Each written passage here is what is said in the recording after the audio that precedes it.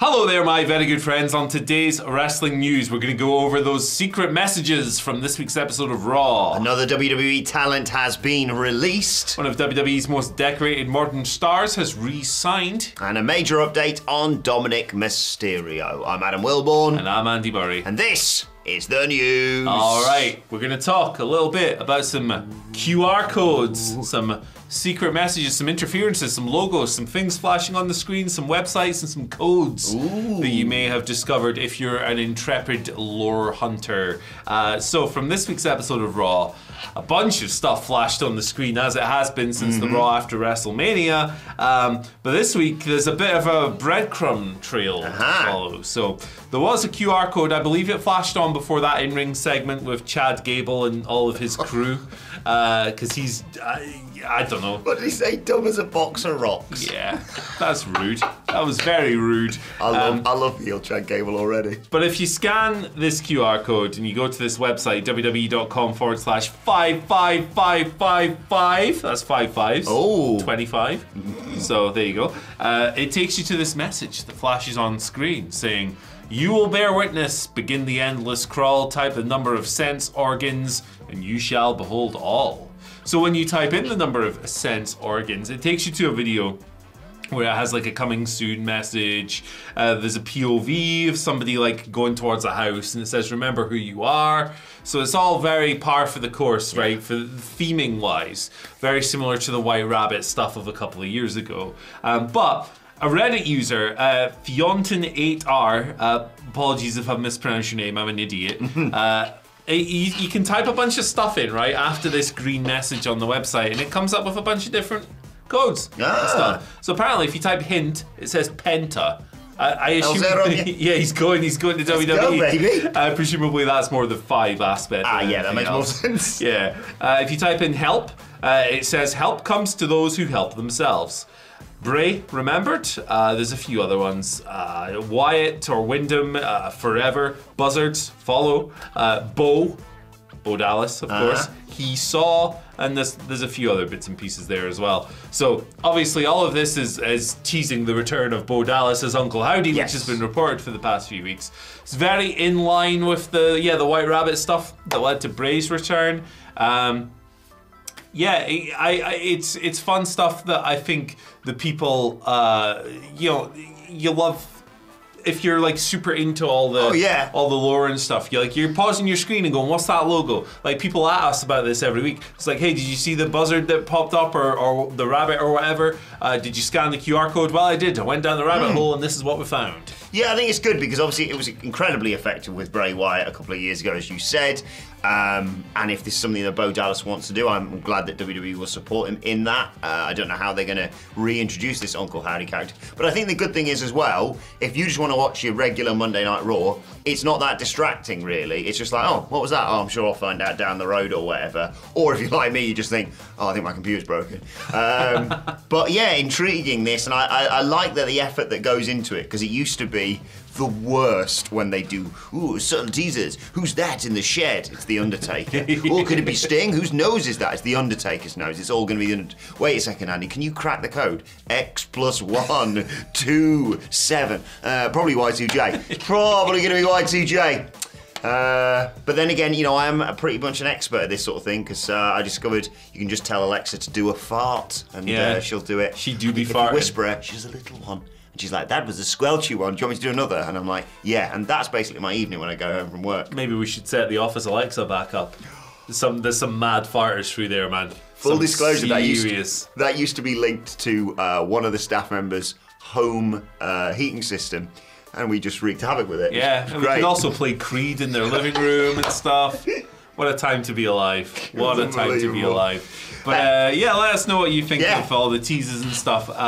With this stuff, I think that it's just a different way of telling their stories and doing their teases, and I think that's to be commended. I think there's a lot, obviously it's not for everyone, but if you're not into it, you can just ignore it, and you don't have to be an asshole and moan about it. Half the time I forget to mention the little things that pop up when we're doing the Raw review on the podcast. So yeah, I don't think it really affects your viewing experience. It's like Fallout. Yeah. Really green and on the machine. That's the Fallout guy, isn't it? That TV show is really gory.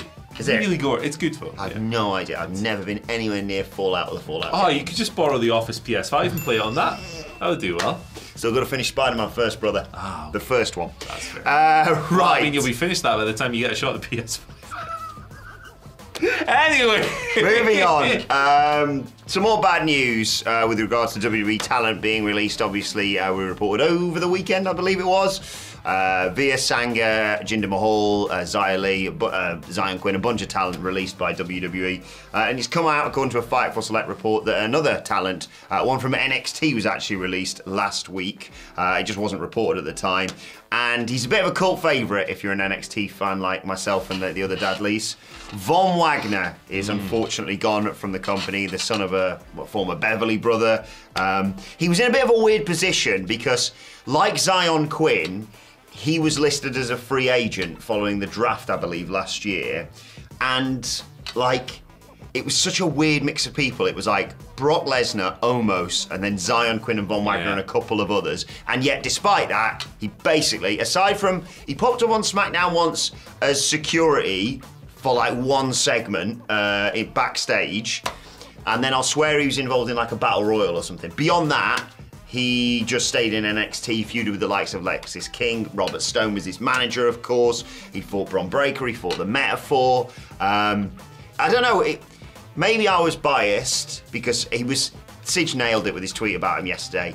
He was always very awkward when he was asked to cut promos and what have you. But when you looked at him, and when you saw him, you know, especially they did this training thing at like an American football stadium, and he was just running through dummies, you were like, there might be something there, but I don't know, it never really clicked for him, but he was a real favourite of ours nonetheless, and we wish him well whatever he does in the future. Yeah, it sucks people losing their jobs, always. They've done this weird thing with the draft a few times, haven't they, where they've called someone up or drafted them, and like Gable Steveson is a pretty notable one.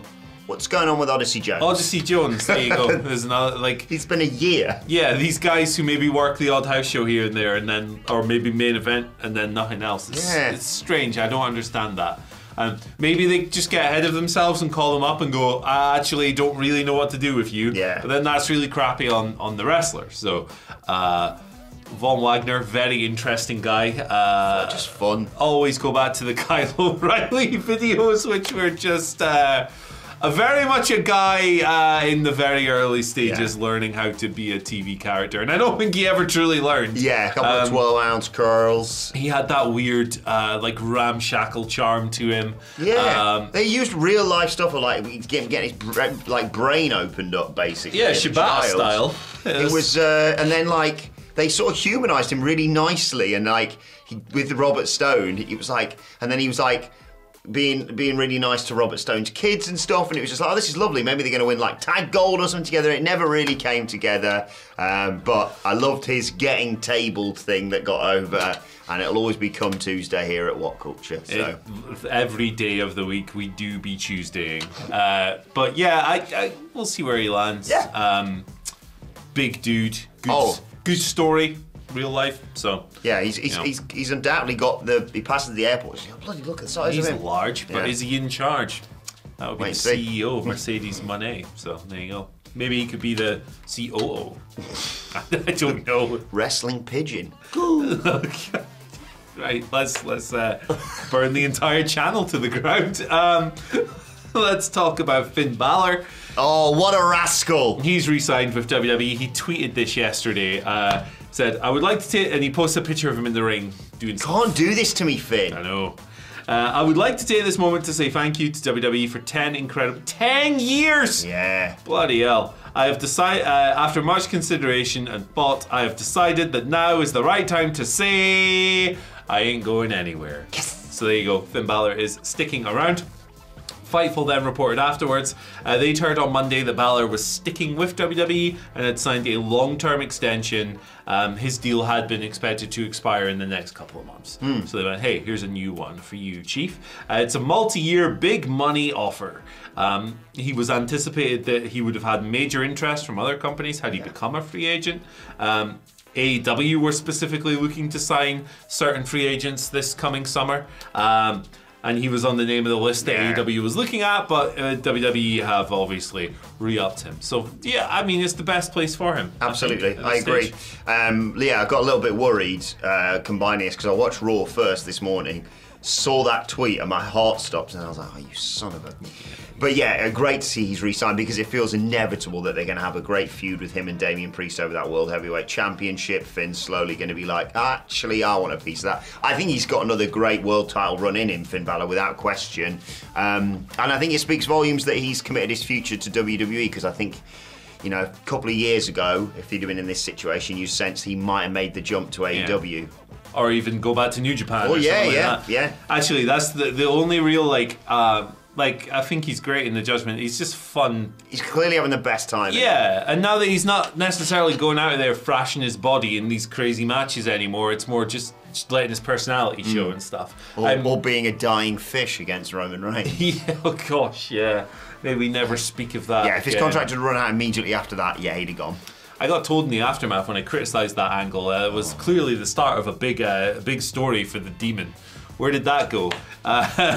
People will apologise for literally anything, won't they? Yes. Yeah, it's a good spot for him. Now do Drew and Becky. That's what I'll say. There you go. Re-up everywhere. Sheamus is presumably re-up, although he's been out for ages, so maybe they just added some time on.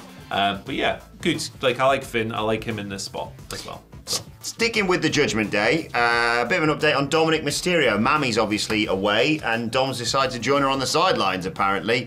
Fightful Select actually did already report last week that Dom was suffering from an injury. He'd been taken off the European tour and replaced with Ricochet, who was teaming up with one of the UK gladiators at the London live show I saw. Shout out to Apollo.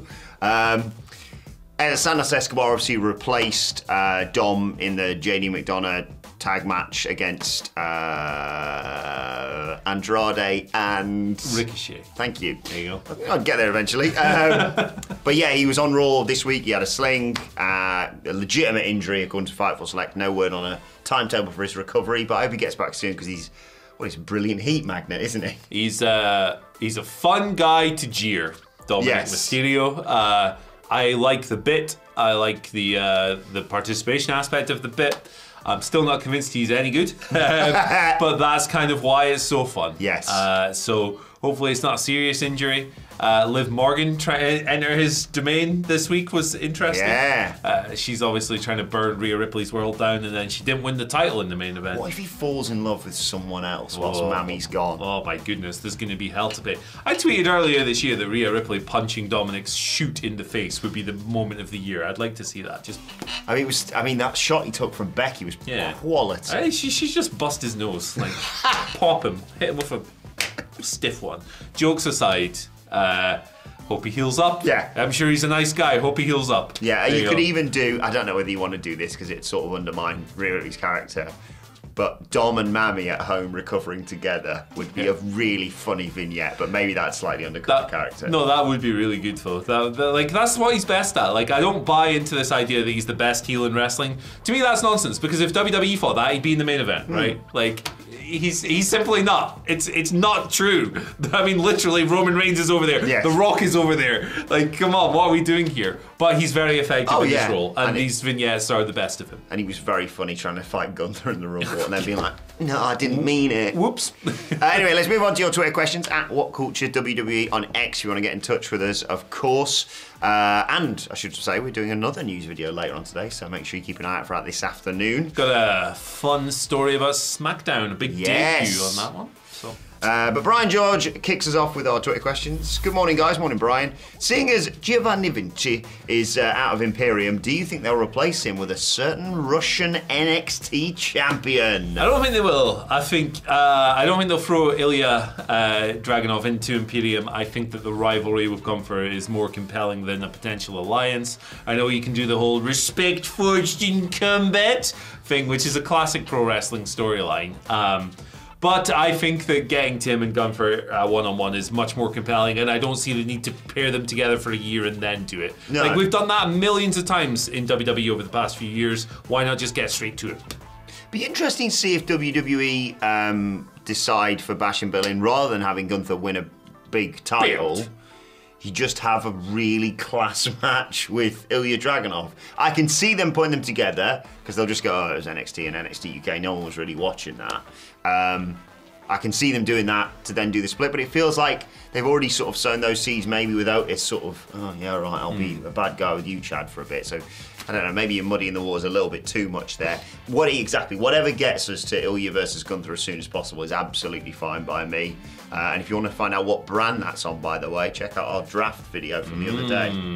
That was a fun time. Draft kicks off this Friday. It'll be fun. Can we link it at the end of the video? We will link it at the end of the video. Chris gives us our second question today. Cheers to Scholar Chris H. He is a scholar. High Legends of Wrestling journalist. Chris Thank H. you very much. Chris. There you go. AEW Dynasty was an amazing show. However, I noticed in almost every match a lot of finishers were kicked out of at least once. AEW used to protect finishing moves. Do you think that should return? Yeah, I think certain moves should be protected for sure. They already did with the Rainmaker. You only hit one. Yeah, absolutely. The one-winged angel is obviously one of the most protected. I'm pro protect finishers. Yes, absolutely. I don't mind. I don't mind in time, like a certain finisher becomes less effective and it becomes something that's kicked out of, and the wrestler comes up with something new. Yeah. So Will Ospreay has loads and loads. The Hidden Blade, the Stormbreaker, all that stuff. The Oscutter that have evolved with time, and he's had to change them up and use different things. So yeah, it's just a trend in modern wrestling. I think that it's one I would like to see people push back against a little bit, as in the promoters and the wrestlers themselves. It would be nice if Tetsuya Naito didn't hit 12 Destinos in a match before scoring the pinfall. And they always try and play it off like, oh no, that was the running Destino, that one doesn't count. And it's like, no, come on, just protect the move a little bit. I broadly agree with you, although I will say it didn't hamper my enjoyment of Dynasty. I almost called it Destiny. Personally, subjectively, I'm not a huge fan of, oh, my finisher didn't get it done. Guess I'll just hit 5 then. Or like the worst one for me is, oh, I only got a 2 count from that finisher, and then the person gets up and you just hit the finisher twice again, and then it's like, oh, well. It's such a flat finish for me. Like you say, I'd much rather, a bit like with the one-winged angel, the struggle not being, will they kick out of it, it's will the person be able to hit it. Yeah. So like you always used to get like, he's going, get you in a down here. Right, and it was Hangman Page was really good at like getting out of that, for example, or someone hitting it on Kenny, stuff like that. But I do think to a certain extent, like I said with Okada, they've already protected the Rainmaker, for example, and I wasn't bothered by it. I wasn't sat there going, that's 3 finishes they kicked out of there. Yeah. It's just do more counters and struggles and stuff. Great show, a brilliant show, fantastic across the board. Apart from the FTW Championship match. Speaking of which, Santosaurus Jr. gives us our final question of the day. Is Jericho's gimmick embarrassing stepdad who turns into the villain from a 90s kids film? I don't think so. And if it is, it's ironic and not by choice. If it was that, I might like it.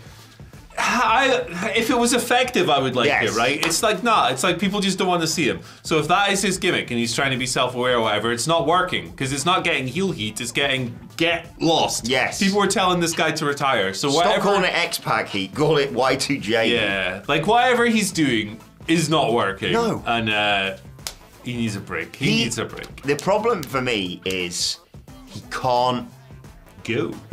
It's not just finishing the sentence. He always wants to like have both sides of it. So like even there was a period when it was like, oh, the fans don't really like me, but they still like St. Judas, so we'll keep doing that. Now he's just like, oh, I know you don't like me, which is why I'm actually leaning into it, and I've created the Jericho Vortex. Actually, no, just it's such a simple solution as well. It's not like reinvent your moveset. It's not. Go and change your working style. We know how long you've been in this industry. It's just go, sit at home for 6 months, and then just come back. Yeah. Because by then, people were shouting for Roman Reigns. He's been away for like 2 weeks. Exactly. Get in your jacuzzi, just chill for a bit. Yeah. Come back as a heel or something. I don't know. Just go and invent another type of bubbly if you want. Let Taz choke you out before you go, because that'll be a pop. Go and concentrate on that podcast and cooking some delicious Omaha steak. That's a great story there, Pink. Let me tell you. That's my favourite segue. Yeah. When you can tell it's a pre-recorded advert and the person's like, so that's why I had to really consider quitting the business. Great story there. Just as great as the Omaha steaks that I've been cooking.